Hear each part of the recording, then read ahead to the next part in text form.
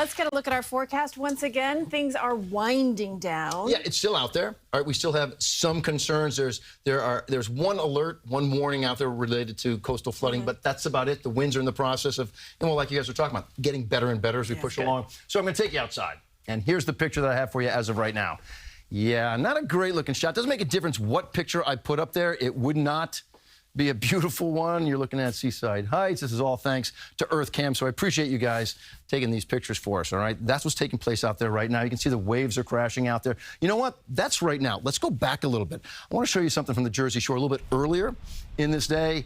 Now, just watch this video, because in a moment, they're going to zoom in a little tighter on those waves, and they were crashing. And the Jersey Shore, you guys know how it works down there. You've got those jetties all over the place, and when these waves were hitting up against your jetty, man, the spray was going up and over, and it was just a rough-looking picture out there. We probably won't get a chance to see that shot of the jetties, though. But let's go now back to what the first alert was all based upon. All right, this storm coming through our area, sitting with us for a couple of days. It was a storm of duration, not the strongest one that ever came to hit us and move on, but it hung on for a long time. So what our concerns were for the possibility for 1 to 3 inches of rain. We're not going to be getting an additional 1 to 3 inches. That was the initial concern. Also, gusts potentially 45 to 60 miles per hour, coastal flooding and erosion, tree damage and power outages. Every single one of those have verified. So talking about rain, look what we're dealing with.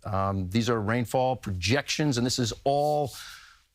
These are radar indicated numbers.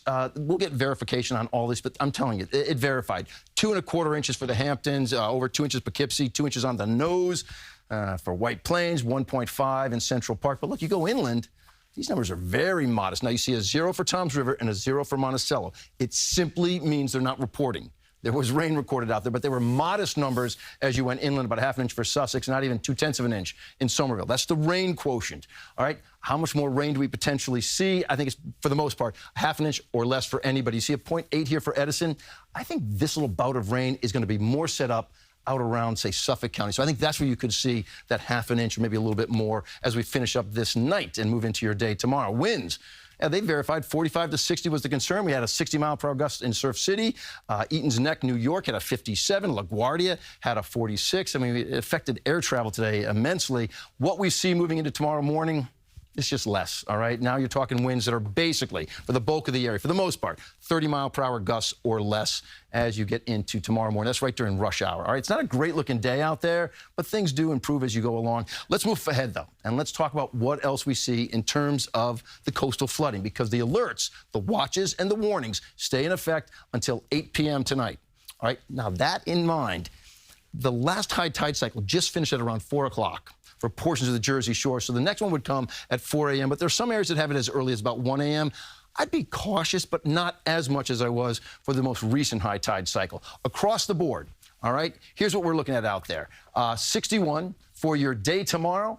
The morning low about 54, but it's really not a story about temps tomorrow. It's the fact that the gray hangs around. You've got cloud cover, you've got rain, but it's not like today. It's not severe. It's just not a very nice-looking Tuesday. Wednesday, the sun's back out. You're 66. That right now looks to be the pick of the week. Thursday, now you're into the chillier air. 60 for Thursday, 64 Friday. I think the coldest air of the season could potentially be Friday morning. We build you back up to 70 degrees by Sunday. Next Monday right now looks to be our next chance for rain. If you're wondering if that's a one-day rain event or if it sticks around, it's a one-day rain event. We're back to 67 and partly cloudy by the time we get to next Tuesday. I know it's been a long few days. Thanks for staying on top of this for us. And it's been helpful. I love working my weekends here. I just missed you guys. Yeah, we missed you too. Thank you, Lonnie.